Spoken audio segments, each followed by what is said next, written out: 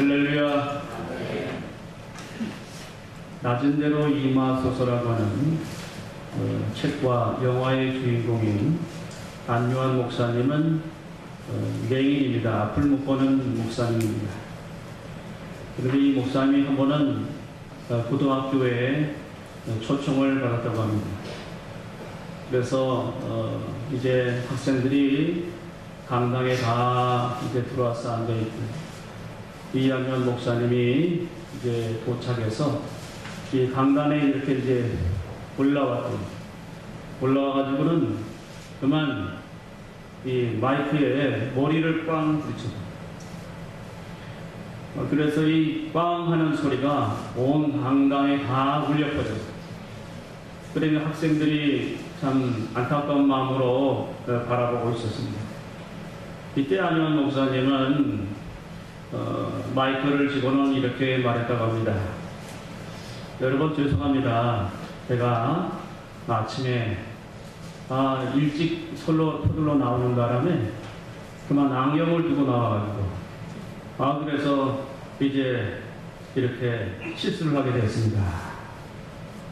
이렇게 하니까는 모든 학생들이 와 하고 웃었다고 그랬고, 앞을 못 보는 맹인인 목사님이 안경 두고 나와서 부딪혔다고 하니까 다 이렇게 웃을 것입니다.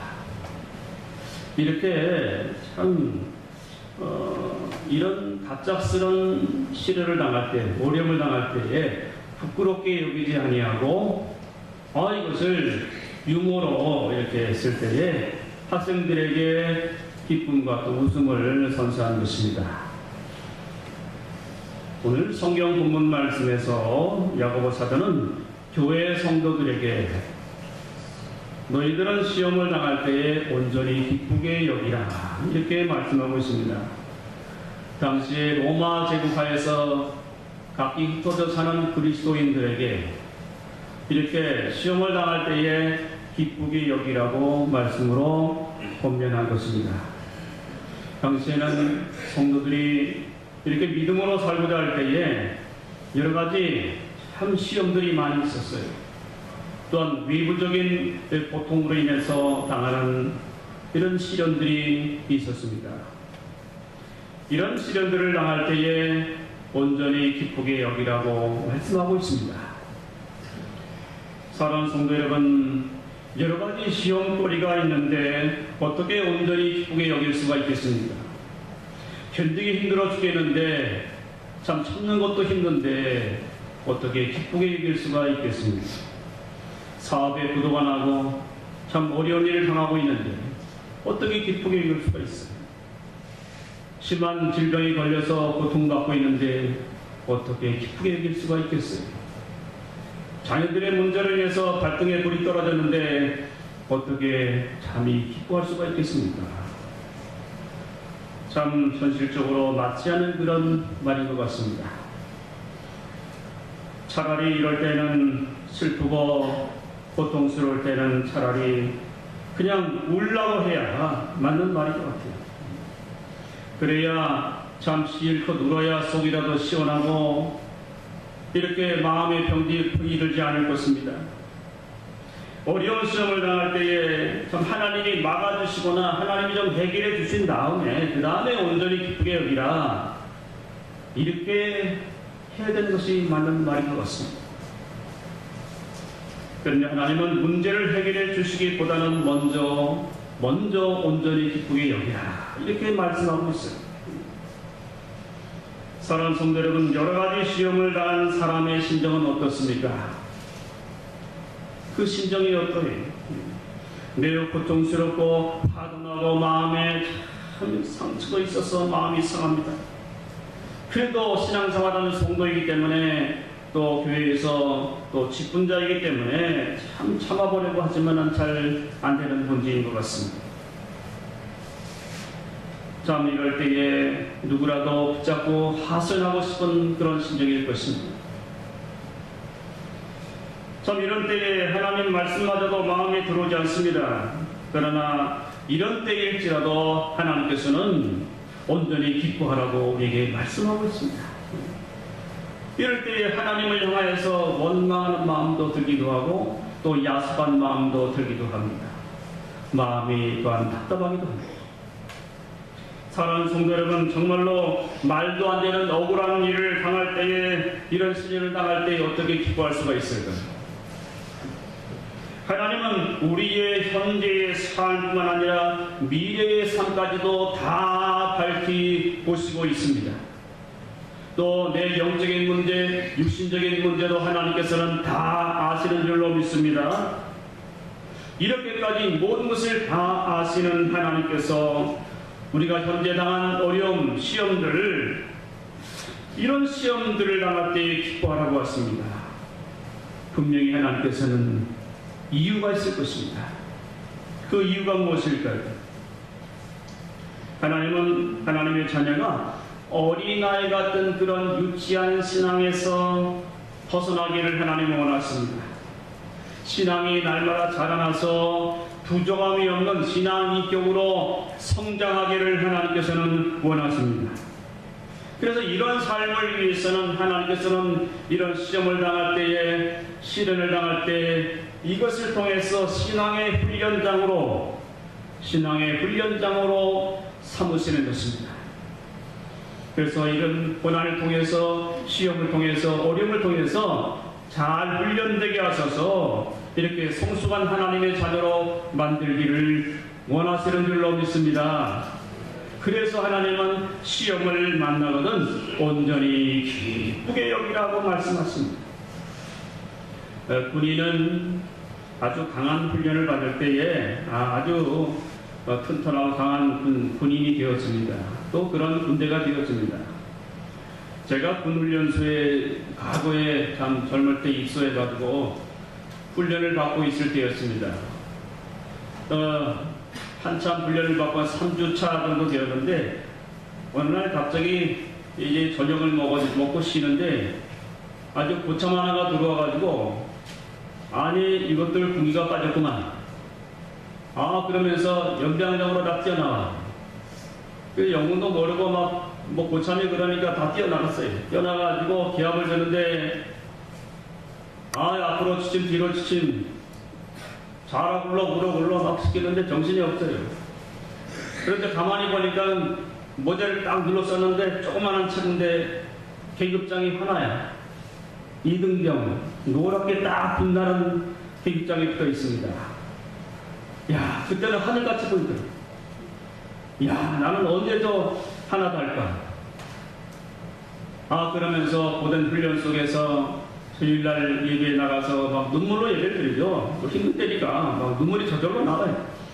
은혜를 예배 드리고 감사하고 기뻐하면서 또 한 주간 훈련 받고 이렇게 해서 훈련을 다 마치고 퇴소한 날 짝대기 하나 달아주고 얼마나 기분이 좋은지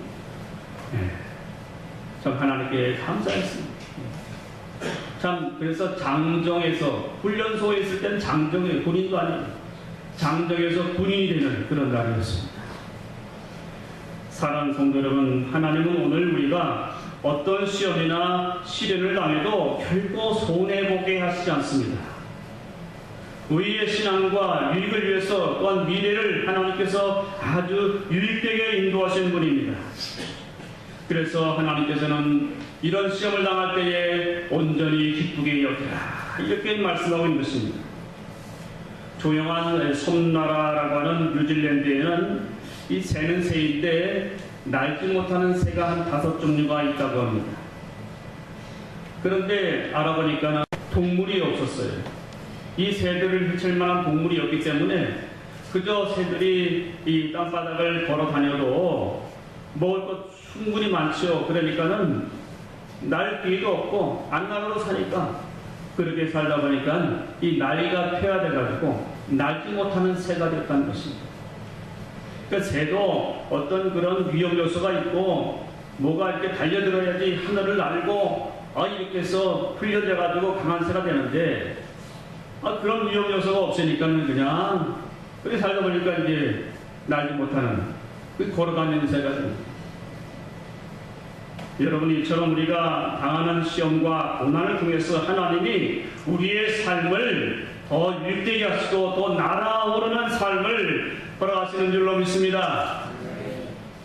하나님, 우리가 신앙생활함에 있어서 때로는 여러 가지 시험들이 있다라고 2절로 우리에게 말씀하고 있습니다. 그런데 그런 시험들이 내게 나쁜 것만은 아니라는 사실을 분명히 말씀하고 있습니다. 이런 시험을 통해서 훈련이 되게 하시고 더욱더 유익되게 하시고 하나님의 자녀로서 부족함이 없도록 하나님이 인도하신다는 것입니다. 이것이 바로 하나님이 우리를 하나님의 자녀로, 옳은 사람으로 성장하는 자녀로 만들어 가시는 하나님의 방법이에요. 그래서 우리가 당하는 여러 가지 시험에 대처하는 방법을 말씀하고 있는데 그것이 무엇입니까? 그것은 잘 참고 인내하는 것입니다. 그래서 이렇게 말씀하시죠. 인내를 온전히 이루라, 이렇게 말씀하고 있어요. 예수님은 이 땅에 오셔서 우리가 감당해야 될 시험을 다 담당해 주셨습니다. 마귀에게 시험을 받으셨어요. 또한 예수님은 유대 종교 지도자들에게 시험을 받으셨어요. 또 정치인 헤로당에게 멸시를 받으셨어요. 또한 로마 군병들에게 멸시와 천대를 받으시고 십자가 위에서 정말 치욕스러운 일을 당하시면서 모든 시험을 기쁨으로 다 감당해 주신 것입니다. 이런 예수님께서 오늘 여러 가지 시험당하는 성도들을 위해서 성령으로 우리에게 오셨어요. 그리고 성령께서 이제 시험을 이기고 승리할 수 있도록 인도하시기 때문에 너희들은 시험을 당할 때에 기쁘게 여기라고 우리에게 말씀하고 있는 것입니다. 어린 시절에 마을 초등학교에서는 가을에 운동회가 열리죠. 운동회가 열리면은 꼭 경기 가운데 장애물 경기가 있어요. 이 장애물 경기가 시작이 되면 이 장애물을 뛰어넘기도 하고 또 그물망으로 막 기어들어가기도 하고 기어나가다가 무릎이 까지고 피가 나기도 하고 그래도 막 즐거워합니다.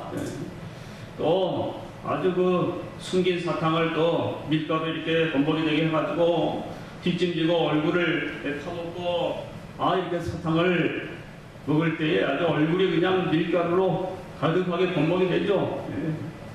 이럴 때일지라도 깔깔 웃고 기뻐하지 않습니까? 사랑하는 성도 여러분, 이처럼 하나님은 우리가 어떠한 시험을 만날지라도 주님이 나와 함께 하신다는 사실을 믿고 그 가운데서 즐겁게 찬송을 부르면서 장애물을 뛰어넘고 시험문을 뛰어넘고 이렇게 승리하기를 원하시는 줄로 믿습니다. 제가 목회할 때에 한 여성도님이 젊은데 아기를 출산했는데 그만 아기가 이상이 있었어요. 그래서 바로 인큐베이터로 들어갔는데 알고 보니까 이 심장에 구멍이 나가지고 태어나면서부터 그래서 이 엄마가 아기를 안아보지 못하고 그냥 인큐베이터로 들어간 거예요. 그런데 이 아이가 참 비틀었다는 거예요. 죽을지도 모른다는 거예요. 그러니까 아기를 안았고 이 엄마가 얼마나 슬퍼하고 우는 그래서 찾아가서 이제 위로하고 같이 기도했습니다. 염려하지 마시죠. 하나님께서 더 좋게 하실 겁니다. 우리 같이 기도하십시다 하고 간절히 기도하고 매주에 한 번씩 며칠 동안 찾아가서 기도하고 이 교회 앞에서 그 아이를 위해서 기도하고 있습니다. 감사하게도 이제 조금 지나서 아기가 호전이 돼서 퇴원을 하게 됐어요. 그리고 한두 달 지나니까 목사님, 이 아이가 심장이 점점 구멍이 점점 작아지고 있대요. 그러면서 또 몇 달 지나니까 구멍이 이제는 없어졌대요. 할렐루야. 그러니까 아이가 잘 자라는 거예요. 그래서 정말 예쁘게 잘 자랐는데 이 아이의 이름을 혜민이라 그랬어요. 하나님의 은혜로 나온 자녀다 하는 그런 뜻으로 하나님의 백성 정말 아름답게 예쁘게 잘 자랐더라고요. 남자같이 얼마나 잘 뛰어다니는지. 지금은 한 20살 됐어요. 얼마나 감사한 일입니까? 사랑하는 성도 여러분, 우리는 여러 가지 시험을 만날 때에 참 우리는 온전히 때로는 기뻐하는 삶을 살지 못합니다. 왜냐하면 여러 가지 근심과 염려로 인해서 기쁨을 다 빼앗겨 버리기 때문에 그래요. 그러니까는 행복을 누리지 못합니다. 내가 건강을 잃으면 어떻게 하나, 이런 걱정 가운데 삽니다. 어려운 일을 당하면 어떻게 하나, 내가 계획한 일이 오그러지면 어떻게 하나, 이런저런 염려로 기쁨이 사라지고 신앙생활에 기쁨이 없어집니다.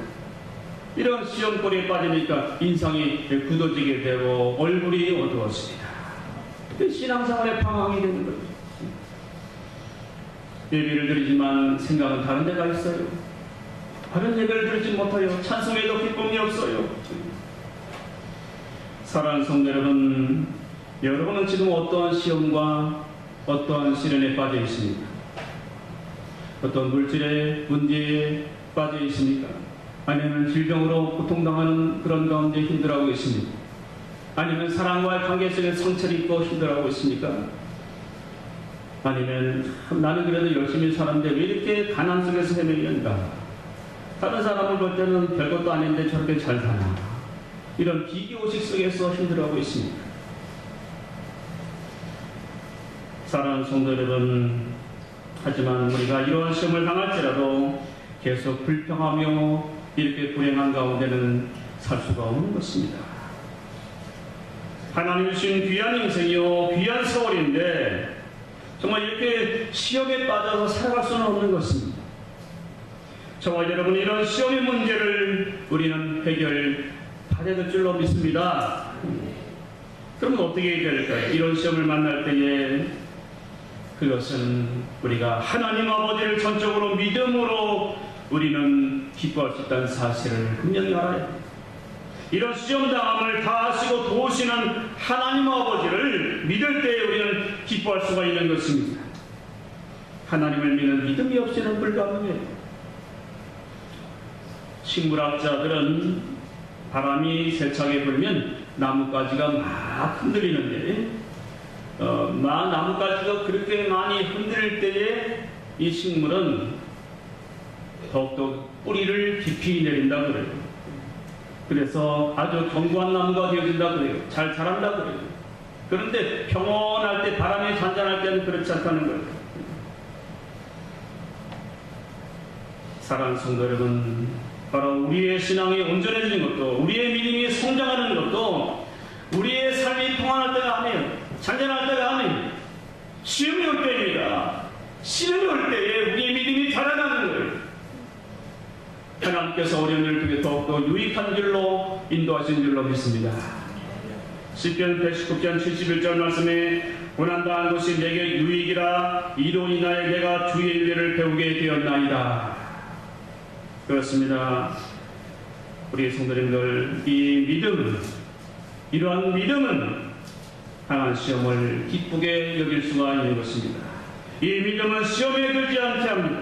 이런 믿음은 바로 시험을 이기게 하고 승리하시도록 인도하신 줄로 믿습니다. 이 믿음은 도리어 우리를 기도하게 하고요, 더욱더 주님께 매달릴수록 그런 기회를 하나님이 허락해 주시는 것입니다. 하나님께서는 이 믿음을 보시고 더욱더 준비해 주시고 도와주시고 부족함이 없도록 채워주시는 줄로 믿습니다. 사랑하는 성도 여러분, 우리가 시험과 시련을 당할 때에 스스로 우리는 한계를 깨게 됩니다. 내가 아무리 힘쓰고해서도 안 되는 문제예요. 아무리 염려하고 고민한다고 해도 달라지는 것이 없어요.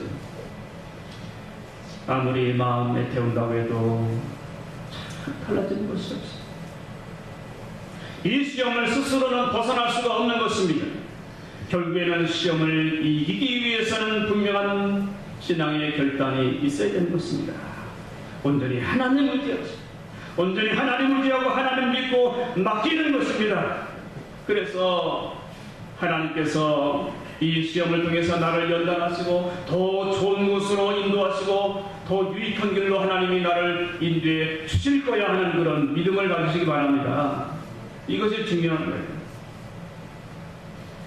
여러분, 이 믿음과 확신이 오지 않을 때에는 여러분 지금까지 나를 위해서 하나님께서 베풀어 주신 은혜를 한번 돌아보시기 바랍니다. 내가 죽음의 위기를 당할 때 하나님이 어떻게 도와주셨어요?